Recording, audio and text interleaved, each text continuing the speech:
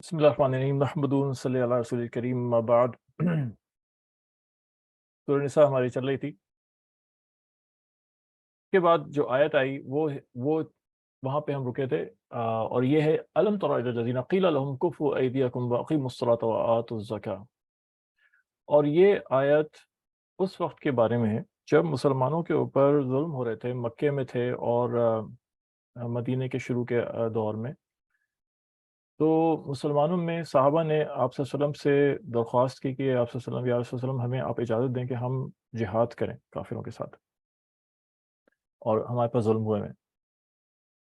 तो उस वक्त अल्लाह पाक की तरफ से हुक्म उतरा, कुफ़ू ऐदियकुम, अपने हाथ को रोक लो, और लड़ने की ममानियत कर दी गई। और हुक्म दिया गया वक़ीमुस्सलाता व आतुज़ ज़काता। और ये मक्के के दौर की बातें और मदीने के शुरू के दौर की बातें। उस वक्त जिहाद के ऊपर पाबंदी थी और जिहाद का हुक्म नहीं आया था और मना किया हुआ था, और सिर्फ इस बात के ऊपर फोकस करवाया था कि अपनी इस्लाह करो और रूहानी तौर पे अपने आप को मजबूत करो और अमाल और ईमान की मेहनत करो। ये मक्की दौर कहलाता है। तो यहाँ पे फिर उसके बाद मदीने में वो वक्त आया जिस वक्त अल्लाह पाक ने फिर दूसरी आयत आगे नाजिल फरमाई, जब आगे आएंगी इंशाल्लाह, कि तुम्हें इजाज़त दी जाती है क्योंकि तुम पर जुल्म हुआ, तो अब तुम्हें जिहाद की इजाज़त दी जाती है, और फिर जिहाद फ़र्ज़ हो गया। तो यहाँ पे सबक में ये मिलता है कि मुख्तलिफ दौर में मुसलमानों पे मुख्तलिफ दौर आए। कुरान जो है वो तदरीजन नाजिल हुआ, और तदरीजन नाजिल होने का मकसद भी ये बताया गया, और हिकमत भी इसमें ये थी कि उम्मत को सिखाया जाए कि कब किस वक्त किस तरह की हिकमत से काम लिया जाए, और कब किस वक्त क्या हिकमत अमली इस्तेमाल की जाए। और ये हमें इससे अंदाज़ा होता है। तो जिस वक्त ईमान और आमाल की मेहनत की ज़रूरत हो, उस वक्त लड़ने की ममानियत कर दी गई। यहाँ पे हमें ज़रूरत इस बात की कि अक़ीदे की इस्लाह की जाए और इल्म सही हासिल किया जाए।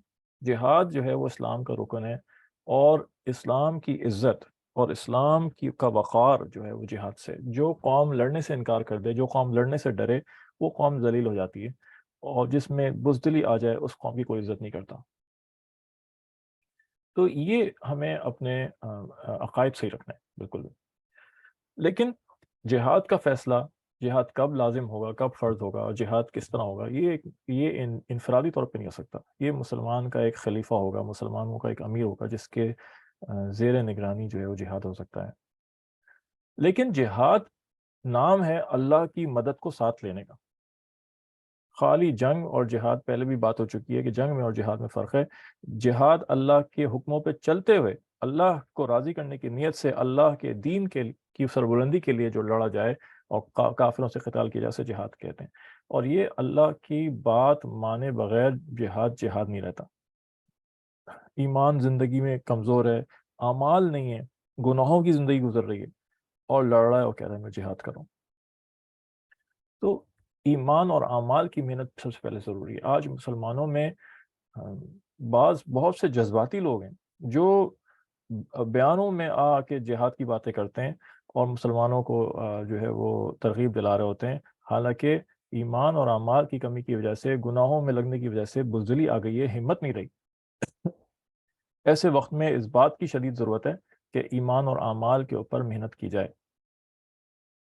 और अमेरिका में भी इस तरह हो जाता है, आके मस्जिदों में जुम्मे के खुतबे में कोई जज्बाती बयान करके चला जाता है जिहाद के ऊपर। फिर उसकी वजह से मसले मसाइल पेश आते हैं, और लोगों को तंग किया जा रहा होता है, और हुकूमती सतह के ऊपर और एजेंसियों की सतह के ऊपर परेशान किया जा रहा होता है। हालांकि कुछ नहीं करना वरना होता, बस बयानबाजियाँ होती हैं खाली। कुछ हिम्मत नहीं है करने की। मुसलमानों में हवा ही नहीं रही इस बात की। गुनाहों की ज़िंदगी ने, दुनिया की मोहब्बत ने सब कुछ निकाल दिया। आप नबी पाक सल्लल्लाहु अलैहि वसल्लम ने कहा, पेशन गोई फरमाई कि मैं वो वक्त आएगा तुम्हारे ऊपर कि कुफार तुम्हारे पर ऐसे टूट पड़ेंगे जैसे खाने के ऊपर भूखे टूटते हैं। तो सहाबा ने पूछा क्या हम तादाद में कम होंगे? कहा नहीं, तादाद में तो बहुत होगे, लेकिन बिल्कुल हल्के हो चुके होगे, और तुम्हारी हैसियत ऐसी होगी जैसे समंदर के ऊपर झाग होता है। और ये क्यों होगा? और ये इस वजह से होगा कि गुनाहों की कसरत और दुनिया की मोहब्बत जो है तुम्हें इस तरफ ले जाएगी।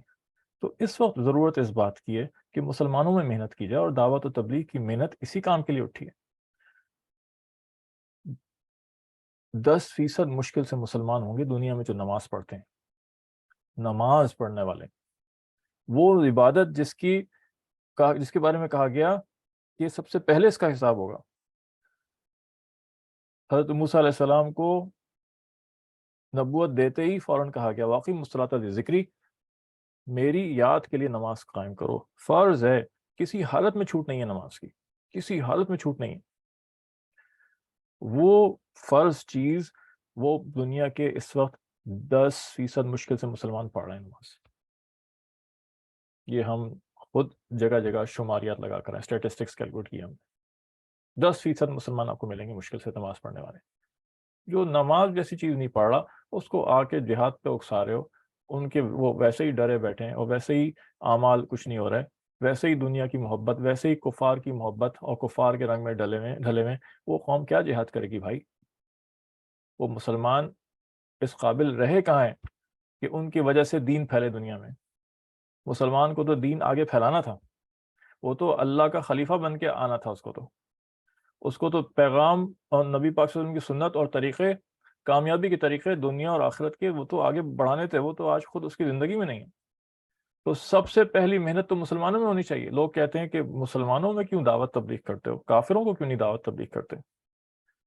کہاں ثابت ہے اللہ کے رسول سے کہ اللہ کے رسول نے مسلمانوں میں محنت کی؟ ہم پڑھے تو صحیح کبھی حدیث، صحابہ کی تاریخ تو پڑھے، ہے تو صحابہ کتاب لکھی گئی ہے، عربی میں لکھی گئی تھی، مولانا یوسف کاندلوی رحمۃ اللہ علیہ، بہت بڑے انڈیا کے بزرگوں میں سے، حضرت نے عربی میں کتاب لکھی 3 جلدوں میں، حیات الصحابہ، اور اس کا پتہ نہیں کتنی زبانوں میں ترجمہ ہو چکا ہے اب تک۔ پڑھیں تو صحیح، صحابہ کی محنت دیکھیں تو صحیح۔ جہاں لکھا ہے وہاں ہم پڑھتے نہیں ہیں، اور جہاں ہم پڑھتے ہیں وہاں لکھا نہیں ہے۔ ڈائجسٹوں میں تو نہیں ملے گا، اخباروں میں تو نہیں ملے گا، اور ٹاک شوز کے اندر تو یہ بات نہیں سنائی دے گی۔ تو اپنے مطالعے کو بڑھائیں، اپنے مطالعے کو بڑھائیں، تو ہمیں پتہ چلے گا کہ سب سے پہلی محنت اللہ کے رسول کی مستقل محنت صحابہ کے اوپر تھی، مستقل محنت تھی۔ نئے نئے لوگ بھی مسلمان ہو رہے ہیں، اور جو مسلمان ہوئے ان کو کون اسلام سکھائے گا؟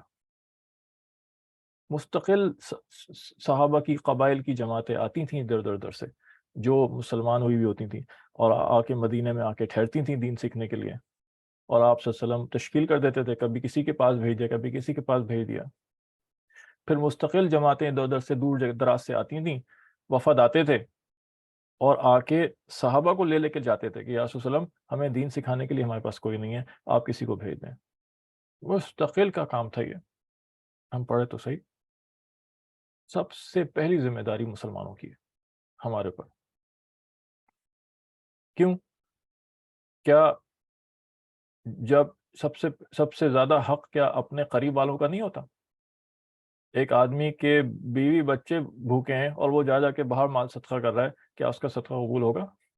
ایک آدمی کے رشتہ دار پیسے کے ضرورت مند ہیں اور وہ جا کے غیروں کی مدد کر رہا ہے، کیا وہ صدقہ قبول ہوگا کہ نہیں؟ سب سے پہلا فرض اپنوں سے شروع ہوتا ہے۔ اسی طرح سے دین کی محنت سب سے پہلے اپنوں سے شروع ہوگی۔ نبی پاک صلی اللہ علیہ وسلم نے جب دعوت دی سب سے پہلے خاندان سے ہی شروع کی نا۔ اسی طرح سے جو مسلمان ہو گیا وہ اب خاندان کا حصہ بن گیا، وہ اب بھائی بن چکا ہے، بہن بن چکی ہے۔ سب سے پہلی ذمہ داری اس کو دین سکھانا۔ تو جس امت میں 10% لوگ بچے ہیں خالی نماز پڑھنے والے، آپ مجھے بتائیں کہ غیروں تک پیغام کون لے کر جائے گا؟ مسلمان ہی تو لے کے جائیں گے۔ اب بچے کتنے ہیں محنت کرنے والے جو ہم غیروں کے پاس جائیں، اور غیروں کے پاس جائیں تو کس منہ سے جائیں؟ کس منہ سے جائیں کہ جب ان کے ساتھ بیٹھ کر مسلمان شراب بیچ رہا ہے تو وہ تو کہے گا پہلے تم اس کو تو ٹھیک کرو، میرے پاس کس وجہ سے آئے ہو، کیا کہہ کے آئے ہو؟ صحابہ تو دعوت دے کے جاتے تھے، صحابہ کہتے تھے کونو مثلنا، ہمارے جیسے ہو جاؤ۔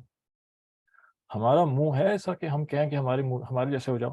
ہم اگر یہ کہیں تو کافر تو یہ کہے گا کہ تم تو خود ہمارے جیسے ہو، تمہاری معاشرت، تمہارا لباس، تمہارا اٹھنا بیٹھنا، تمہاری شکل و صورت، تمہارا فیشن، تمہارا سٹائل، وہ تو سب ہمارے جیسا ہے، ہم تمہارے جیسے کیا ہوں؟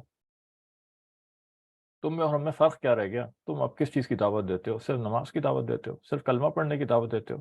ہمیں کیا حاصل ہوگا؟ تم میں کیا تبدیلی آ گئی کلمے میں جو ہم کلمہ پڑھ کے تبدیل ہو جائیں؟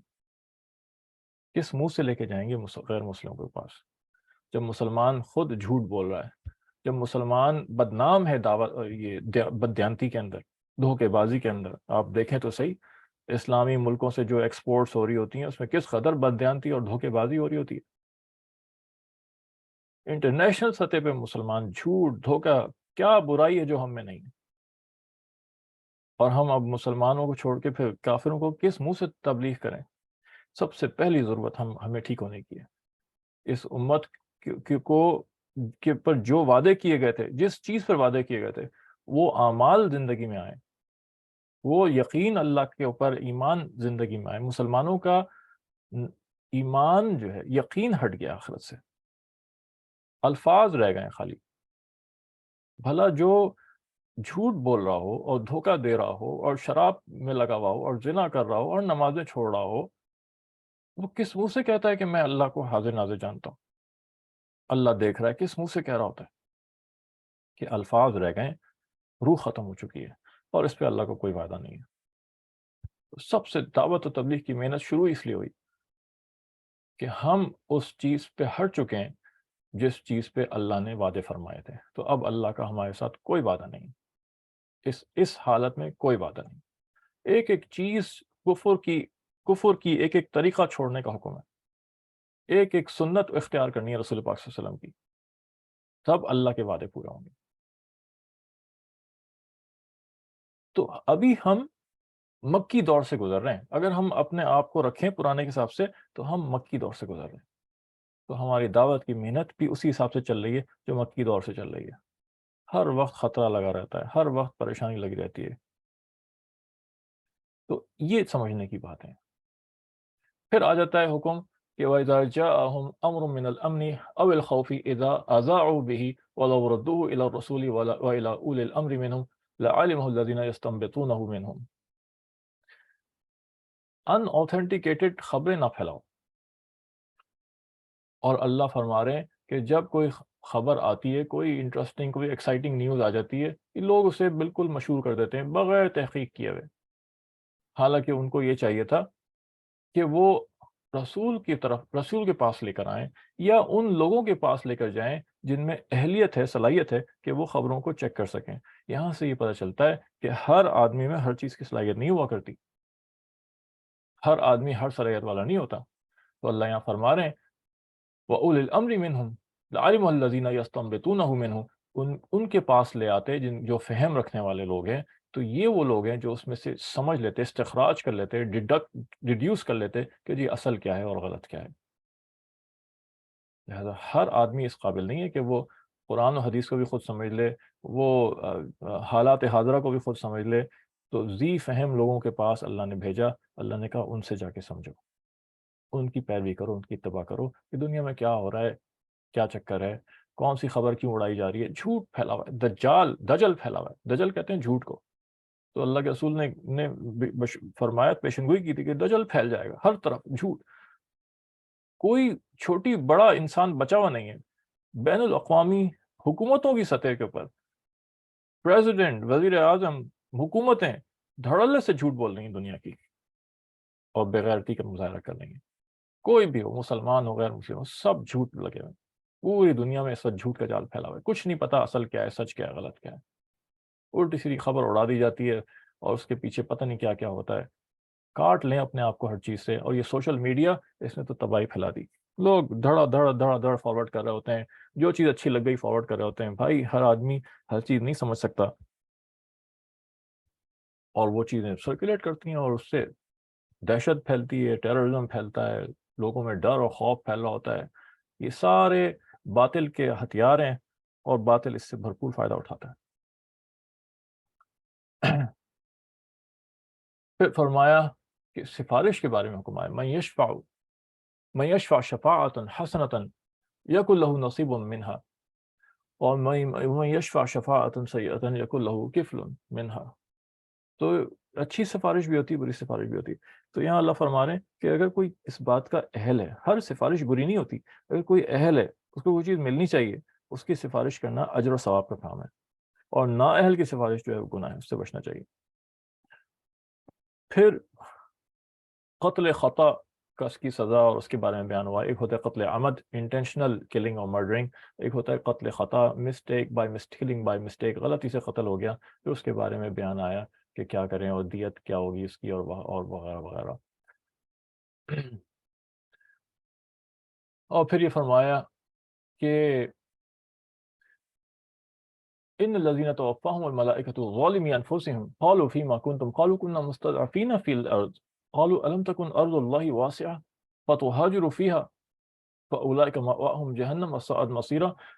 فرشتے سزا دینے کے لیے آئیں گے قیامت میں ایک گروہ کو، ایک مسلمانوں کے گروہ کو، اور ان کو سزا جب شروع ہوگی تو وہ لوگ کہیں گے، وہ فرشتے ان سے کہیں گے کہ بھائی تم کس حال میں تھے، تم نے کیوں یہ حرکتیں کی؟ وہ کہیں گے بھائی ہم بہت کمزور تھے، ہم مظلوم تھے، ہمارے پر ظلم ہو رہا تھا اور ہم عمل نہیں کر سکتے تھے، ہمیں روکا جا رہا تھا، وغیرہ وغیرہ، ساری ایکسکیوزز پیش کریں گے۔ فرشتے کہیں گے کہ کیا اللہ کی زمین اتنی بڑی نہیں تھی کہ تم یہاں اس جگہ سے چھوڑ کے دوسری جگہ چلے جاؤ؟ تمہیں کس نے روکا تھا کہ تم یہاں سے ہجرت کر جاؤ؟ تو یہ ہجرت کرنا، اگر یہ کوئی دلیل نہیں ہوئی اور یہ کوئی ایکسکیوز نہیں ہوئی کہ یہاں ہم پہ ظلم ہو رہا ہے، یا یہاں پابندیاں، یہ نہیں کر سکتے، آپ سے کس نے کہا ہے کہ آپ آ رہے ہیں اور یہ ایکسکیوز پیش کریں؟ خالی معاش کے لیے اور کمائی کے لیے اور تجارت یہ کافی ریزن یا وجہ نہیں ہے کہ اپنے دین کو کمپرومائز کریں، ہرگز ہرگز اجازت نہیں ہے۔ تو حکم ہے اس کا کہ آپ ہجرت کر جائیں، نہیں عمل کر سکتے ہجرت کر جائیں، اور ایسی جگہ جا کے رہیں جہاں پہ دین پہ عمل کرنا آسان ہو جائے، پرائیورٹی دین بن جائے ہماری۔ آج ہماری پرائیورٹی معاش بنی ہوئی ہے، کمائی بنی ہوئی ہے۔ وہ کمائی اگر دین پہ چلنے میں مدد دے تو بہت اچھی بات ہے، لیکن اگر اس کمائی کی وجہ سے دین متاثر ہو رہا ہو تو وہ پھر گھاٹے کا سودا ہے۔ اور پھر حکم آ جاتا ہے صلاۃ القصر اور صلاۃ الخوف کا۔ وَإِذَا ضَرَبْتُمْ فِي الْأَرْضِ فَلَيْسَ عَلَيْكُمْ جُنَاحٌ أَن تَقْصُرُوا مِنَ الصَّلَاةِ إِنْ خِفْتُمْ أَن يَفْتِنَكُمُ الَّذِينَ كَفَرُوا إِنَّ الْكَافِرِينَ كَانُوا لَكُمْ عَدُوًّا مُبِينًا۔ نماز اتنی اہم چیز ہے کہ کسی حال میں اس کی معافی نہیں ہے۔ کہا تم سفر کر رہے ہو تو بھی نماز پڑھنی ہے، بیمار ہو گئے تو بھی نماز پڑھنی ہے، کھڑے نہیں ہو سکتے تو بیٹھ کے پڑھ لو، بیٹھ کے نہیں پڑھ سکتے تو اشاروں سے لیٹ کے پڑھ لو، لیٹ کے بھی نہیں پڑھ سکتے اشاروں سے پڑھ لو، پڑھنی ضرور ہے۔ ہر وہ مسلمان جس میں جو ہوش میں ہے اور جنون اور یا پاگل پن نہیں ہے، بے ہوش نہیں ہے اور عقل رکھتا ہے اور بالغ ہے، اس کے اوپر نماز فرض ہے۔ کوئی ہر طرح سے سہولت دے دی، یہ نہیں کر سکتے یہ کر لو، کوئی ایکسکیوز ہی نہیں ہے کسی قسم کی نماز کے اندر۔ وضو نہیں کر سکتے، تیمم کر لو، کچھ کر لو، نماز ضرور پڑھنی ہے۔ اتنا اللہ کا تعلق ہے، اللہ سے تعلق جوڑنے کا ذریعہ ہے۔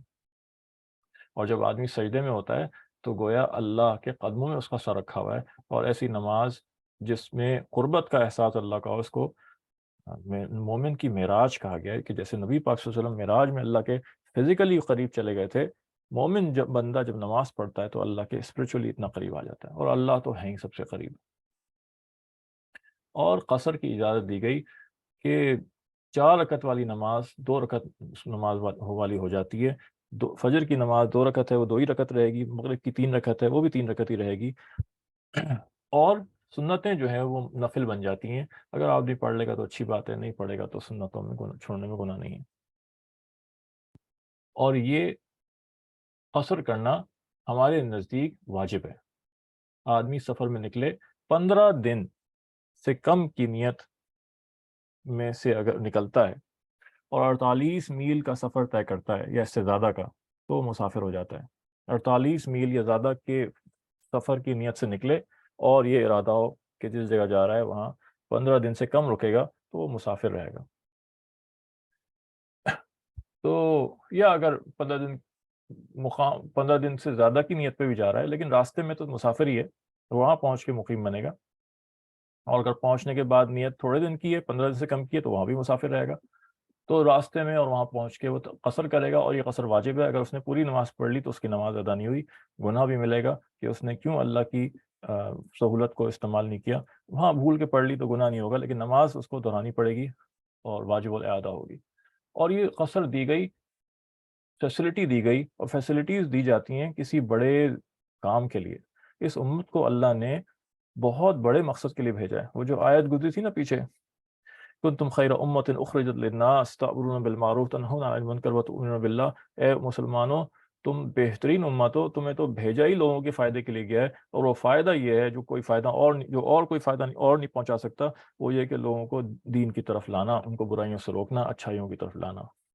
یہ اس کام کے لیے بھیجی گئی ہے. اس کے لیے نکلنا تو پڑے گا، اس کے لیے سفر کرنا پڑے گا، ادھر سے ادھر جانا پڑے گا، ظلم ہو رہے ہوں گے، ظلم کے نظام ہوں گے، ان کو اللہ کے حکموں پہ لانا ہوگا، لوگوں تک دین پہنچانا ہوگا، وغیرہ وغیرہ وغیرہ. ہر وقت آن دا موو رہے گی یہ امت، ہر وقت حرکت میں رہے گی. بیٹھنا نہیں ہے اس کے نصیب میں، بیٹھنا اس کے کاموں میں نہیں ہے. تو اتنا بڑا کام جو دیا گیا اور نبی پاک صلی اللہ علیہ وسلم کا ایمبیسڈر بنا کے بھیجا گیا، اسی حساب سے فیسلٹیز اور مراد دی جاتی ہیں. جتنا بڑا عہدہ ہوتا ہے اتنی زیادہ فیسلٹیز اور مراد دی جاتی ہیں. تو مراد دی گئیں. نماز، نکلو گے سفر میں ہوگے تو نماز آدھی ہو گئی. لڑ رہے ہو دشمن سے، صلاۃ الخوف، نیچے والی آیتوں میں صلاۃ الخوف کا حکم ہے، تو خاص طریقے سے نماز پڑھنے کی اجازت دے دی گئی، جسے صلاۃ الخوف کہتے ہیں. کہ جب ڈر ہو کہ ہم نماز پڑھ رہے ہیں اور دشمن پیچھے سے حملہ کر دے، تو ایک خاص طریقہ بتایا گیا، وہ صلاۃ الخوف ہے. قبلہ نہیں پتا تو 45 ڈگریز تک کا، یعنی 22.5 ڈگریز لیفٹ اور 22.5 ڈگریز رائٹ تک کی اجازت دے دی گئی کہ ادھر بھی ویریشن ہو جائے تو کوئی مسئلہ نہیں. بالکل بھی نہیں پتا قبلہ، تو جدھر گمان ہو ادھر پڑھ لو، ہم تمہاری نماز اس میں بھی قبول کر لیں گے. روزہ رکھا، بھول کے کھا لیا، تو بھی روزہ معاف، تو بھی روزہ اللہ قبول کر لیں گے. اتنی فیسلٹیز دی ہوئی ہیں. یہ فیسلٹیز مفت میں نہیں دی ہوئی، اس کے ساتھ ذمہ داریاں ہیں. وہ ذمہ داریاں ادا ہوں گی تو بات بنے گی، ورنہ نہیں بنے گی. اجماع. ومن يشاقق الرسول من بعد ما تبين له الهدى ويتبع غير سبيل المؤمنين نوله ما تولى ونصله جہنم وساءت مصيرا. پھر اس کے بعد یہ آیت آئی جس میں اجماع امت کا بیان ہے. بہت بڑی چیز ہے. اللہ نے اس امت کے مسلمانوں کی کا متفق فیصلہ، اس کو اللہ نے اپنا فیصلہ بنایا. اور یہ بات طے شدہ ہے کہ امت کے علماء کا اجماع، جو امت کا اجماع ہم کہتے ہیں کسی مسئلے میں، اس سے مراد امت کے فقہاء اور علماء کا اجماع ہوتا ہے. ہر ایرے غیرے کی بات کا اعتبار نہیں ہوتا. تو اس امت کے علماء متفق طور پہ جو چیز طے کر لیں، اس سے ہٹنا جائز نہیں کہا گیا. اس سے وہ بائنڈنگ ہے، وہ فرض ہے وہ اجماع، اور اس سے ہٹنا جو ہے وہ گناہ کبیرہ ہو جائے گا. تو اور یہ خاص طور پہ یہ بات آئی وَيَتَّبِعْ غَيْرَ سَبِيلِ الْمُؤْمِنِينَ. کتنی بڑی بات ہے کہ مین سٹریم مسلمانوں، مین سٹریم مسلمز کا جو طریقہ کار رہا، اس سے ڈیویٹ کوئی کر جائے، اس کو چھوڑ جائے، تو یہ اس نے بہت ہی گناہ کی بات کی ہے. اور نبی پاک صلی اللہ علیہ وسلم نے فرمایا کہ اس کا مفہوم ہے، مجھ سے میری امت کے بارے میں 3 وعدے فرمائے، اور تین چیزوں سے امان دی. اول یہ کہ پوری امت کبھی قحط کے ذریعے ہلاک نہ ہوگی، اور یعنی کہ اور دوم یہ کہ ان کا دشمن ان کو بالکل ختم نہ کر دے گا، اور تیسرا یہ کہ میری پوری امت گمراہی پر جمع نہیں ہوگی. پوری امت کو گمراہی پہ جمع نہیں ہوگی، یعنی ہمیشہ ایک جماعت ایسی رہے گی جو حق پہ ہوگی. تو پوری امت، یہ امت کے علماء جب کبھی کسی ایک مسئلے پہ جمع ہو جائیں، وہ اجماع جو ہے، وہ اس کو اجماع کہتے ہیں، اور وہ بالکل صحیح بات ہوگی. اسی لیے ہمارا عقیدہ ہے اور ہمارا یہ اصول ہے فقہ کا کہ اجماع معصوم ہے، اجماع غلط نہیں ہو سکتا. تو سب سے پہلا اجماع جو ہوا وہ صحابہ کرام کا اجماع ہوا، اور صحابہ کرام کے اجماع، اور پھر جماعتیں نکل آئیں مسلمانوں میں ایسی جو صحابہ کرام کے اجماع کو بھی نہیں مانتی تھی، اور انہوں نے اجماع کو ماننا ہی چھوڑ دی، اور اپنی نئی انہوں نے مسجدیں بنا لیں 1.5 اینٹ کی، اور یہ گمراہی کا راستہ ہے. مثال کے طور پہ کچھ مثالیں ایسی ہیں جن پہ صحابہ کا اجماع ہو گیا کہ 3 طلاق ایک دفعہ میں دیے جائیں تو 3 ہی شمار ہوں گی. تو ایک گروہ نکل آیا، وہ کہتا ہے کہ 1000 طلاقیں بھی ایک ساتھ دے دو تو ہم ایک ہی طلاق مانیں گے، اور نبی پاک صلی اللہ علیہ وسلم سے یہ ثابت ہے. بھائی نبی پاک صلی اللہ علیہ وسلم سے جو چیز ثابت ہے وہ صحابہ زیادہ بہتر جانیں گے یا تم بہتر جانو گے جو 1450 سال بعد آ کے بیٹھے ہوئے ہو؟ کس کو زیادہ پتہ ہوگا؟ صحابہ جو آپ کے ساتھ اٹھتے بیٹھتے رہیں. سیدنا عمر رضی اللہ تعالیٰ عنہ کی خلافت کے اندر یہ مسئلہ اٹھا، اور یہ اس کے اوپر سب نے اتفاق کیا کہ 3 طلاقیں ایک ساتھ دے دی جائیں، ایک ہی نشست میں دے دی جائیں، تو وہ 3 شمار ہوں گی، اور بیوی ہمیشہ کے لیے حرام ہو جائے گی. تو صحابہ کا اجماع کو رد کرنے والا، وہ اس سے بڑی گمراہی کیا ہو سکتی ہے؟ پھر یہ اجماع ہوا صحابہ میں کہ نکاح جو ہے، جو نکاح کا طریقہ ہے وہ حرام ہے قیامت تک کے لیے۔ اسی طرح سے جو نمازوں کی رکعات فرائض سے پہلے اور بعد میں سنت رکعتیں کہتے ہیں کہ فجر سے پہلے 2 رکعت سنت موقدہ، ظہر سے پہلے 4 رکعت سنت موقدہ، اور ظہر کے بعد 2 رکعت سنت موقدہ، مغرب کے بعد 2 رکعت سنت موقدہ، اور عشاء کے بعد 2 رکعت سنت موقدہ۔ یہ 12 رکعت ملا کے بنتی ہیں، اور یہ 12 رکعت کی حدیث بھی موجود ہیں اور اس کے فضائل بھی موجود ہیں، اور صحابہ سے مستقل اس پہ عمل ثابت ہے، اور ان کو پڑھنا ہے، اور ان کو چھوڑنے والا گناہ گار ہوتا ہے، چھوٹے درجے کا گناہ گار ہوگا۔ فرض اور واجب کو چھوڑنے والا بڑے درجے کا گناہ گار ہوگا۔ اسی طرح سے تراویح کی رکعت صحابہ سے مستقلاً ثابت ہے کہ 20 رکعت تراویح، اور تراویح نفل نہیں، تراویح جو ہے یہ سنت موقدہ ہے۔ نبی پاک صلی اللہ علیہ وسلم نے اس کی تاکید فرمائی، اور 3 دن تک آپ تراویح کے لیے تشریف لاتے رہے، اور آپ کے پیچھے صحابہ نے جماعت کے ساتھ تراویح دی۔ چوتھے روز پھر صحابہ انتظار کرنے لگے، آپ صلی اللہ علیہ وسلم نہ آئے۔ پھر بعد میں آپ سے ملاقات ہوئی، آپ نے کہا مجھے پتا تھا تم انتظار کر رہے ہو، لیکن میں ڈرتا تھا کہ اگر میں مستقل باہر آتا رہا کہیں یہ تم پہ فرض نہ ہو جائے۔ تو میرے بھائی، نفل اور فرض میں دوری ہے، بیچ میں سنت آتی ہے، تو نفل براہ راست فرض نہیں بن سکتا۔ تو یہ تراویح کی رکعت نبی پاک صلی اللہ علیہ وسلم کی سنت موقدہ تھی، اور آپ صلی اللہ علیہ وسلم کو ڈر ہوا کہ میں نے اگر اس کا التزام کیا بہت زیادہ، اس کو بہت زیادہ کنسسٹنٹلی عمل کیا، تو کہیں ایسا نہ ہو اللہ تعالیٰ اس کو امت پہ فرضی قرار دے دیں۔ نبی پاک صلی اللہ علیہ وسلم کی ادائیں، آپ صلی اللہ علیہ وسلم کی طریقے اللہ کو اتنے محبوب تھے، تو امت پہ رحم کی وجہ سے آپ نے یہ طریقہ اختیار کیا، اور آپ کے بعد صحابہ مستقل پابندی سے پڑھتے رہے۔ صحابہ کا وہ طریقہ جس پہ صحابہ نے پابندی اختیار کی، اور پھر صحابہ سے وہ تابعین میں منتقل ہوا، اور تابعین سے تابعین میں منتقل ہوا، پھر امت میں پھیل گیا، یہ بھی سنت میں آتا ہے، اور اس کو بھی سنت موقدہ کہتے ہیں۔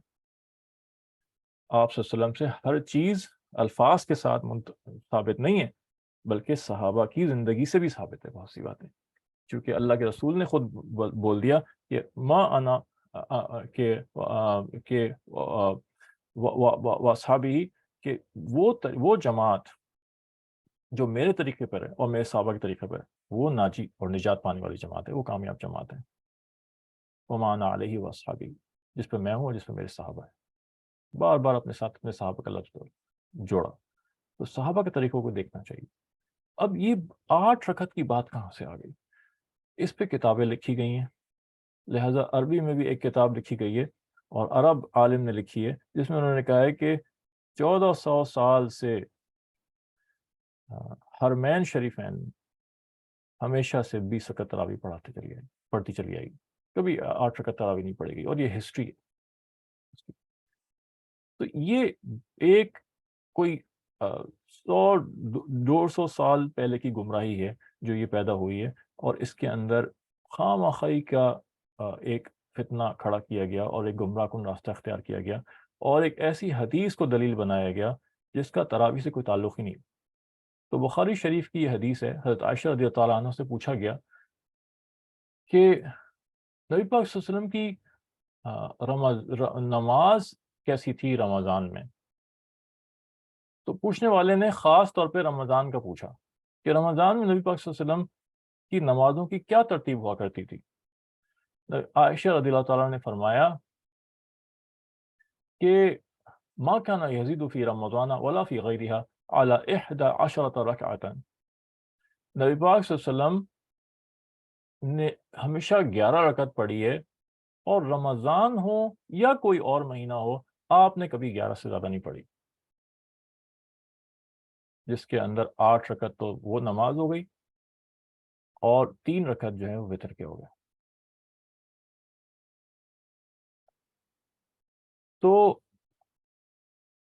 اس سے بعض لوگوں نے یہ غلط فہمی لے لی کہ یہ تراویح کی نماز ہے، کیونکہ یہ جس باب میں، جس چیپٹر میں امام بخاری نے رکھی، وہ ہے باب قام رمضان، قیام رمضان، رمضان میں قیام کرنا۔ قیام کا لفظ نفل کے لیے بھی آتا ہے، قیام کا لفظ تراویح کے لیے بھی آتا ہے۔ رات کو کھڑے ہو کے جو بھی نماز پڑھی جائے گی وہ تراویح نماز، وہ قیام، اس کے لیے قیام اللیل کا لفظ استعمال ہوتا ہے۔ کہاں کس معنی میں ہوتا ہے یہ تو فقہا طے کریں گے کہ کہاں پہ یہ کس معنوں میں استعمال ہو رہا ہے، اور اس حدیث سے یہ بات صاف ظاہر ہے۔ پوچھنے والے نے تو رمضان کا خاص پوچھا، حضرت عائشہ نے کہا کہ رمضان ہو یا کوئی اور مہینہ ہو۔ آپ نے 11 سے زیادہ نہیں پڑھی، یعنی 8 جمع 3، 8+3، 8 رکعت سلاد پلس 3 رکعت وتر، گویا 8 رکعت کی بات ہو رہی ہے۔ اب سوال یہ اٹھتا ہے، اور یہ جتنی بھی جگہ بخاری شریف میں یہ حدیث 3 جگہ پہ آئی ہے، تینوں جگہ پہ یہی الفاظ آئے ہیں، رمضان ہو یا کوئی اور مہینہ ہو۔ تو ہمارا سیدھا سا سوال یہ ہے، اور بات بھی یہی ہے کہ تراویح کی نماز تو صرف رمضان میں پڑھی جاتی ہے نا، رمضان کے باہر تو کوئی تراویح نہیں پڑھی جاتی۔ ہاں، رات قیام اللیل کی ایک چیز، ایک شکل ایسی ہے جو رمضان میں بھی پڑھی جاتی ہے اور رمضان کے باہر بھی پڑھی جاتی ہے، اور وہ ہے تہجد کی نماز۔ سارے سال پڑھی جائے گی تہجد کی نماز۔ تو یہاں اس جملے سے یہ بات ثابت ہوئی کہ پوچھنے والا نبی پاک صلی اللہ علیہ وسلم کی تہجد کی نماز کے بارے میں پوچھا تھا کہ آپ صلی اللہ علیہ وسلم کی تہجد کی کیا کیفیت رہی، کیونکہ دوسری حدیث سے پتہ چلتا ہے کہ نبی پاک صلی اللہ علیہ وسلم رمضان میں اپنی عبادات بڑھا دیتے تھے بہت زیادہ۔ صاحب کتنی حدیثوں میں صاف بات آئی کہ آپ صلی اللہ علیہ وسلم رمضان میں اپنی عبادات بڑھا دیتے تھے اور سوتے نہیں تھے، راتوں کو سونا تک کر دیتے تھے، اور پھر جب آخری عشرہ آتا تو اپنے گھر والوں کو بھی نہیں سونے دیتے تھے، ان کو بھی اٹھا دیتے تھے۔ تو پوچھنے والا یہ، اچھا اور تہجد کی نماز تو گھر میں پڑھی جاتی ہے نا، تہجد کی نماز تو مسجد میں نہیں پڑھی جاتی، نہ جماعت سے پڑھی جاتی ہے۔ تہجد کی نماز نفل ہے، اور نفل نماز میں جماعت کبھی نہیں ہوتی، یہ بات اچھی طرح ذہن میں بٹھا لیں۔ نفل نماز اللہ سے ڈائریکٹ 1 to 1 ریلیشن شپ کے لیے، فرض نماز کی، سنت نماز کی جماعت ہو سکتی ہے، نفل نماز کبھی جماعت سے نہیں پڑھی جاتی۔ تو تراویح کی نماز تو نبی پاک صلی اللہ علیہ وسلم نے خود آ کے پڑھی سب کے سامنے۔ تراویح کی نماز کے بارے میں پوچھنے والا کیوں پوچھے گا حضرت عائشہ سے؟ حضرت عائشہ سے زیادہ پتہ تراویح کے بارے میں تو صحابہ کرام کو ہوگا، کیونکہ صحابہ کرام نے مسجد میں ان کے پیچھے نماز پڑھی۔ ہاں، تہجد کی نماز گھر میں پڑھی جاتی ہے، رات میں چپکے سے کھڑے ہو کے آخری پہر میں جب سب سو رہے ہوتے ہیں، کسی کو نہیں پتا ہوتا، وہ بیوی کو پتا ہوگا۔ تو حضرت عائشہ فرماتی ہیں کہ حجرہ چھوٹا ہوتا تھا، اور آپ صلی اللہ علیہ وسلم، میں سو رہی ہوتی تھی اور آپ صلی اللہ علیہ وسلم وضو کر کے تہجد کے لیے کھڑے ہو جاتے تھے، اور اتنی جگہ نہیں ہوتی تھی کہ ہم لیٹے بھی رہیں اور نماز بھی پڑھیں، تو میرے پاؤں آپ کی سجدے کی جگہ پہ ہوتے تھے، اور جب آپ صلی اللہ علیہ وسلم سجدے میں جاتے تھے تو میرے پاؤں کو ہاتھ لگاتے تھے اور میں پاؤں سمیٹ لیتی تھی، پھر آپ سجدہ کرتے تھے، اور جب آپ اٹھ جاتے تھے میں پھر پاؤں پھیلا لیتی تھی۔ تو تہجد کی نماز بیوی سے پوچھی جائے گی کہ اللہ کے رسول تہجد کیسے پڑھتے تھے؟ تو صحابی جنہوں نے سوال کیا ان کو یہ خیال تھا کہ ہر نماز آپ نفل بڑھا دیتے ہیں، تو تہجد بھی آپ نے بڑھا دی ہوں گے رمضان میں۔ اس کے جواب میں حضرت عائشہ فرماتی ہیں کہ رمضان ہو یا کوئی اور مہینہ ہو، تہجد آپ ہمیشہ 8 رکعت ہی پڑھا کرتے تھے، اور اس کے ساتھ ساتھ یہاں سے یہ ثبوت بھی مل گیا کہ وتر کی نماز 3 رکعت ہوتی ہے میرے بھائی، 1 رکعت کوئی وتر نہیں ہوتی۔ یہ جو لوگ کہتے ہیں کہ 2 رکعت ایک سلام سے پڑھو اور پھر 1 رکعت ایک الگ سے کر لو، یہ 1 رکعت کا کوئی وتر نہیں ہوتا، یہ 3 رکعت وتر ہوتے ہیں اور 1 سلام سے ہوتے ہیں، اور یہ بالکل مغرب کی طرح سے پڑھے جاتے ہیں۔ دوسری حدیث سے بھی پتہ چلتا ہے جس میں آپ صلی اللہ علیہ وسلم نے فرمایا، اس کا مفہوم ہے کہ دن کی نماز کا وتر مغرب کی نماز ہے، اور رات کی نماز کی وتر جو ہے وہ یہ نماز ہے جسے ہم وتر کہتے ہیں۔ تو رات کی نماز کو بھی وتر بناؤ، آڈ بناؤ، اس لیے کہ آڈ نمبرز اللہ کو پسندیدہ ہیں، کہ اللہ خود جو ہے وہ وتر ہے، یعنی کہ ایک ہے، ایک آڈ نمبر ہے، لہٰذا آڈ نمبر اللہ تعالیٰ کو پسند ہے۔ اور یہ تو بہت تھوڑے سا بھی وقت کی قلت کی وجہ سے، ورنہ تو دلائل کے ڈھیر ہیں، اور ان دلائل کا کوئی جواب دینے والا نہیں۔ لیکن کیا کریں کہ جب آدمی نہ ماننے والی بات کرے تو وہ کچھ نہیں مانتا۔ علماء فرماتے ہیں کہ 8 رکعت تراویح کو سمجھ کے پڑھنا دین میں تبدیلی ہے، تحریف ہے، اور فرماتے ہیں آدمی نہ پڑھے، سو جائے، یہ کم گناہ ہے بجائے اس کے کہ وہ 8 پڑھ کے ہٹ جائے کہ اس نے دین کو بدل دیا۔ پوری امت میں آج تک نہیں بدلا گیا، یہ 100-200 سال سے جو فتنے آئے، یہ فتنے ہیں دین کے اندر۔ پھر اس کے بعد فرمایا کہ شیطان جو ہے وہ لوگوں کو گمراہ کرتا ہے. اس نے قسم کھائی تھی. کیا کہی تھی؟ فَلْيُغَيِّرُنَّ خَلْقَ اللَّهِ، میں ان لوگوں کو تعلیم دوں گا کہ وہ اللہ کی بنائی ہوئی صورتوں کو بدلا کریں. تو اللہ فرما رہے ہیں یہاں پہ کہ شیطان کی اطاعت میں لوگ لگے رہتے ہیں، شیطان کے پیچھے لگے رہتے ہیں. تو وہ اس نے کہا میں صورت بدلواؤں گا. اور کیا صورتیں بدلوائے گا؟ کہ اللہ کی خلق میں تبدیلی، کہ جو نارمل حلیے ہوتے ہیں ان کو اب نارمل بنا دیتا ہے. تو عورتیں بال کاٹ کاٹ کے پھر رہی ہیں، مرد جو ہیں چوٹیاں بنا بنا کے پھر رہے ہیں، ٹیٹوز لگوا رہے ہیں، عورتیں اپنی بھویں اکھڑوا رہی ہیں، پتلی بنوا رہی ہیں. اس ساری چیزوں کو صورت کی تبدیلی کہا گیا. اور پھر اس کے بعد یہ آیت آ گئی جس میں کہا گیا وَإِنِ امْرَأَةٌ خَافَتْ مِن بَعْلِهَا نُشُوزًا أَوْ إِعْرَاضًا فَلَا جُنَاحَ عَلَيْهِمَا أَن يُصْلِحَا بَيْنَهُمَا صُلْحًا. آپس میں اگر ایک دوسرے کے حقوق کی حق تلفی ہو رہی ہے، کچھ مسئلہ ہو رہا ہے، یا شوہر جو ہے وہ طلاق دینا چاہ رہا ہے بیوی کو اور رکھنا نہیں چاہ رہا اور کسی اور سے شادی کرنا چاہ رہا ہے وغیرہ وغیرہ، اور بیوی رہنا چاہ رہی ہے، تو انہیں کوئی حرج نہیں اگر وہ آپس میں ایک دوسرے سے صلح کر لیں اور بیوی اپنے کچھ حقوق معاف کر دے کہ بھئی میں تمہارے ساتھ رہ رہی ہوں، تم چاہے میرے حقوق میں کچھ کمی کر دو لیکن مجھے طلاق نہ دو. تو اللہ فرما رہے ہیں اس میں کوئی حرج نہیں ہے اور یہ نیگوشیشن اور ڈیل ہو سکتی ہیں اور یہ کر لینی چاہیے. عورتیں اس میں بیٹھی رہتی ہیں، عمر نکل جاتی ہے لیکن اپنی شرائط کم نہیں کرتی کہ نہیں ہمیں تو ایسا چاہیے. اکیلا رہنا پسند نہیں فرمایا گیا اسلام میں، شادی کرنے کو پسند فرمایا گیا، نبی پاک صلی اللہ علیہ وسلم کی سنت ہے. اور پھر یہ کہا گیا کہ عزت صرف اللہ کے ہاتھ میں.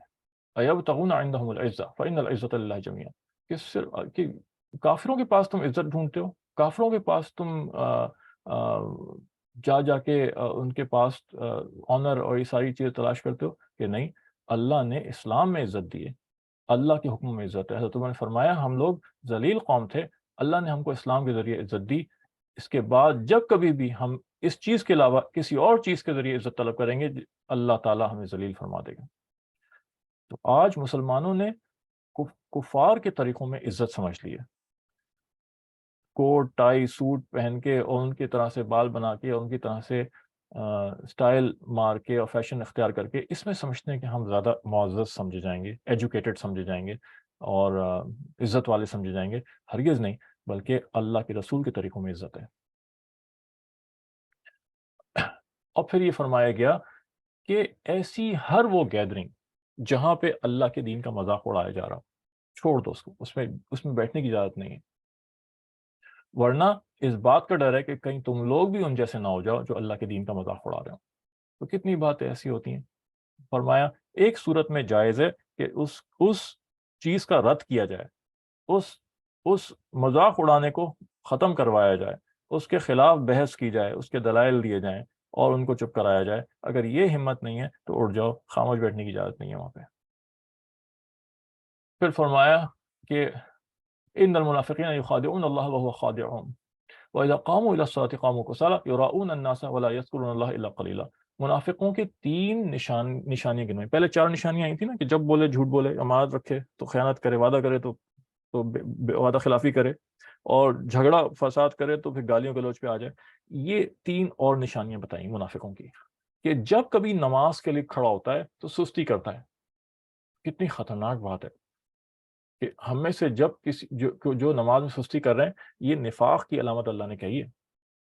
دوسری نشانی، دکھاوے کے لیے کام کرتا ہے، سارے عبادتیں اور ذکر اور قرآن اور نماز دکھاوے کے لیے کرتا ہے.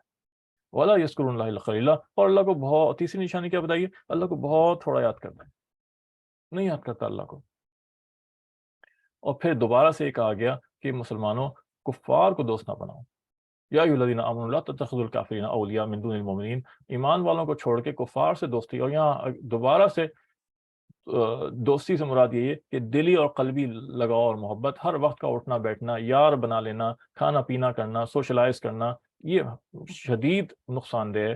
اور بہت ہم نے تو یہی دیکھا کہ وہ لوگ جو اس طرح کے تعلقات کفار سے بناتے ہیں وہ انہی جیسے ہو جاتے ہیں، اور وہ اپنے دین کو حد درجے کمپرومائز کر رہے ہوتے ہیں، جگہ جگہ پہ اپنی دوستی کے لیے ایسی باتیں برداشت کر رہے ہوتے ہیں کہ جو اللہ کی مرضی کے اور نبی پاک صلی اللہ علیہ وسلم کے طریقوں کے خلاف ہوتی ہیں، اور آخر کار ان کا دل ویسے ہی ہو جاتا ہے.